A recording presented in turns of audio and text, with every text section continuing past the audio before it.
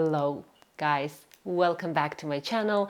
My name is Kate. I'm a hypnotherapist, and today we are talking about how to recognize hidden depression. Depression can be very obvious, or it can be hidden. So technically, why it happens? When we have obvious, very vivid, depression, it's very easy to recognize it and very easy to diagnose it by a psychologist or psychiatrist or your family doctor. But sometimes we have this hidden depression. It's because we took on the role back in childhood, or maybe it happened recently, that we understand that we need to play a role in life.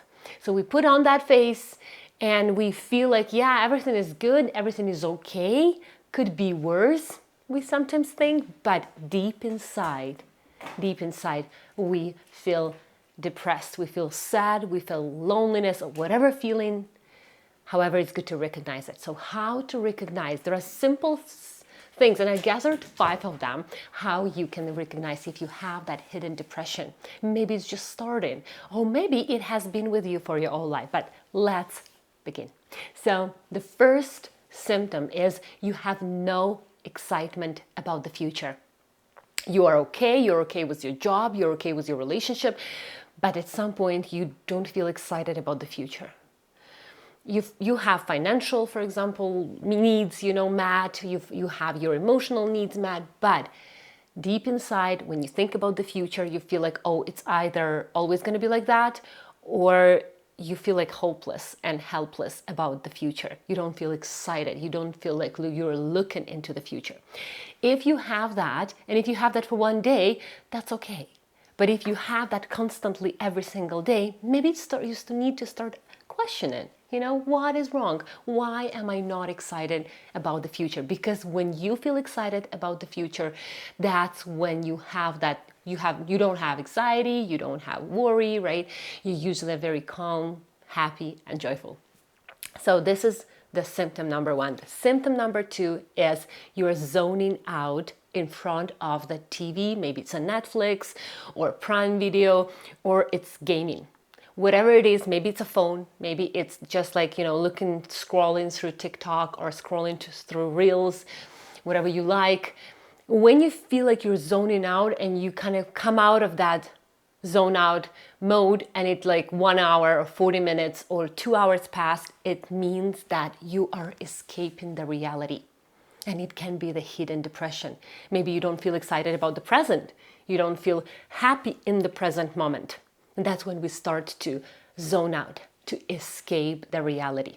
If that happens to you, if you go on a Netflix marathon, you put on the show and you watch through all of the episodes, and I tell you, I had that before when I was young, when I had a postpartum depression. I used to put on the shows, just like Netflix, and I would watch through episodes, seasons, right, until I was so exhausted, but at least I could escape the reality.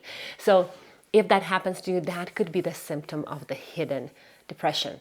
Another one is sleeping a lot.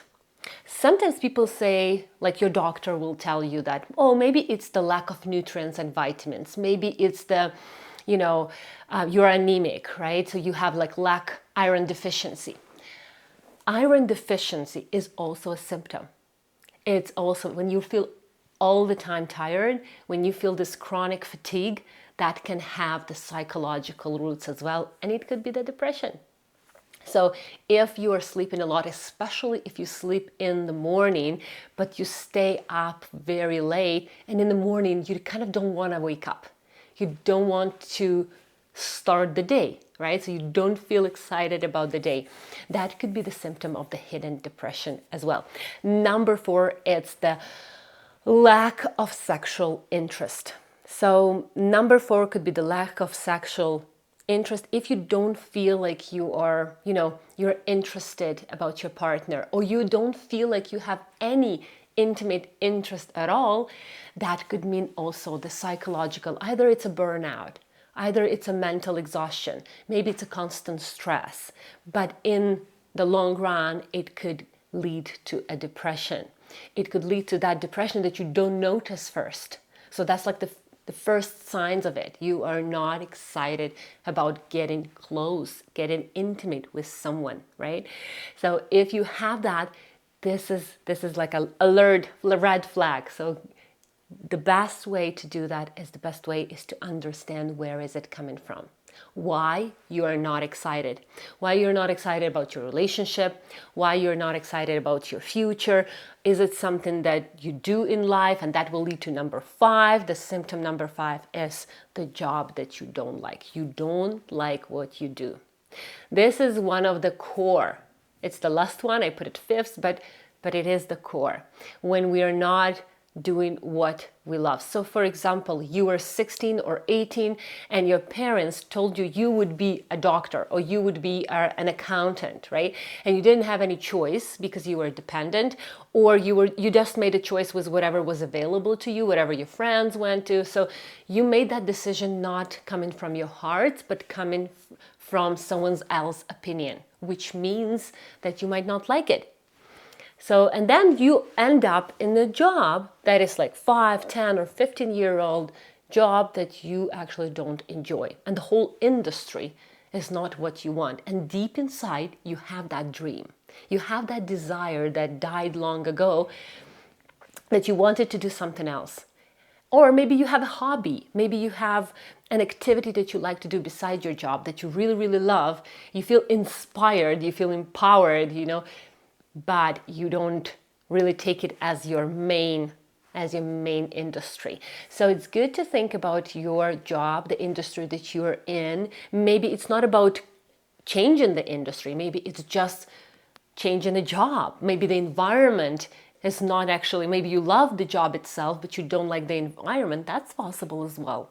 But in the long run, as I said, it could lead to constant stress, and constant stress can lead to the depression. So, and it could be hidden. As I said, you wake up, you put on the face, you put on the role, and you feel okay. But deep inside, these little symptoms can give you the understanding that, oh, I need to change something. So what can you do in order to break out of that circle, depressed circle? What can you do?